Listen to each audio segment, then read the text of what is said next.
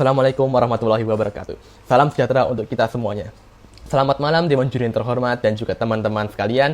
Izinkan saya memperkenalkan diri, nama saya Muhammad Fatih Putra Nugraha dari SMA Pradita Dirgantara. Di sini saya akan mempresentasikan kajian ilmiah telah saya lakukan dengan judul Meraih Asa di Lereng Merapi. Studi kasus kemiskinan struktural pada kehidupan petani di Desa Samiran, Kecamatan Selo, Kabupaten Boyolali. Penelitian ini berangkat dari prediksi yang muncul dari Bappenas yang mengatakan bahwa jumlah petani akan mencapai angka 0 pada tahun 2063. Hal ini dilatar belakangi karena generasi muda enggan untuk menjadi petani.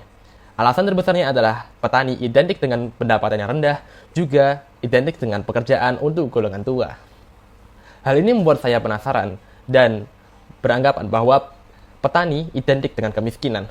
Oleh karenanya saya melakukan sebuah studi kasus untuk membuktikan apakah fenomena kemiskinan tersebut memang terjadi di masyarakat pertanian, dan saya menggunakan metodologi pendekatan kualitatif dengan strategi wawancara yang saya terapkan kepada 5 informan yang merupakan 3 petani, 1 tengkulak, dan 1 kepala desa, dan juga observasi lapangan serta studi literatur.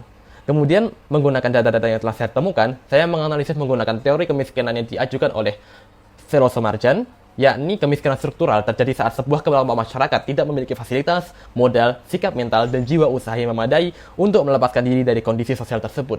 Dan juga saya menggunakan teori strukturasi yang diusulkan oleh Anthony Giddens, yang mana perilaku manusia tidak dapat dipisahkan dari struktur dan institusi dunia. Dalam kasus ini, institusi tersebut adalah sistem petani, dan juga agennya sendiri adalah petani itu sendiri.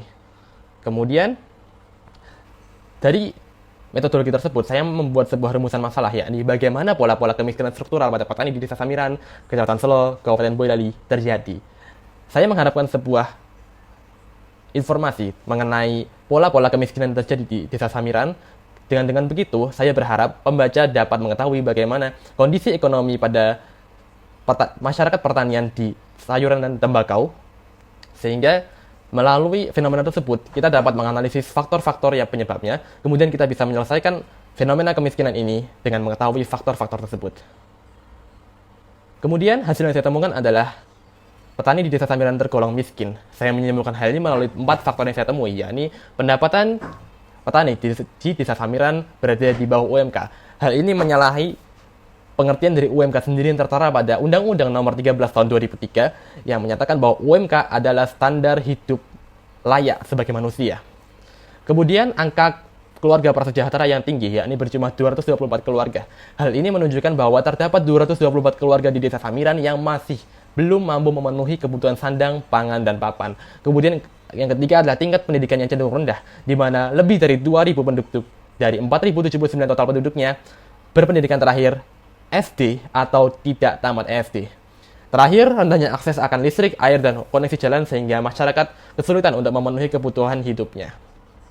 Faktor-faktor ini, kondisi ini disebabkan oleh 4 dimensi struktural yang saya temui. Yang pertama adalah sistem patron dan klien yang terjadi antara petani dan tengkulak di Desa Samiran.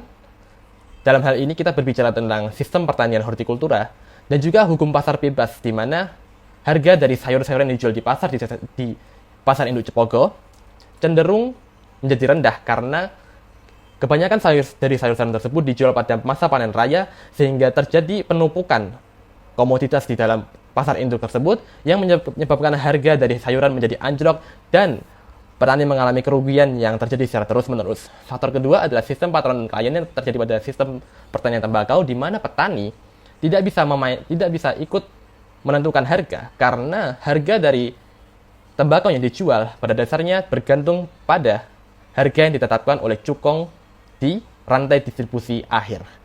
Kemudian faktor yang ketiga adalah infrastruktur dan kebijakan pemerintah yang cenderung tidak sesuai dengan kebutuhan masyarakat.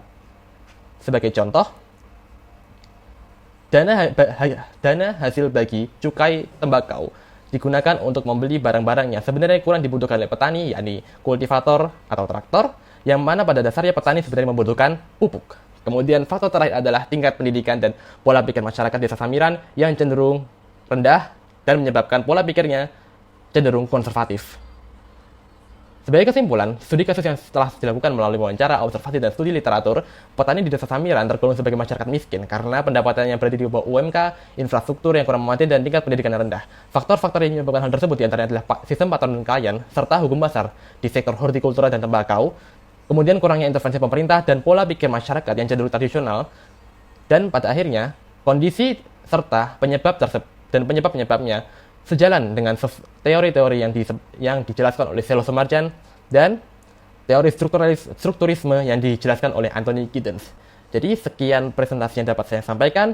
Semoga bermanfaat untuk Indonesia ke depannya dan untuk kita semua.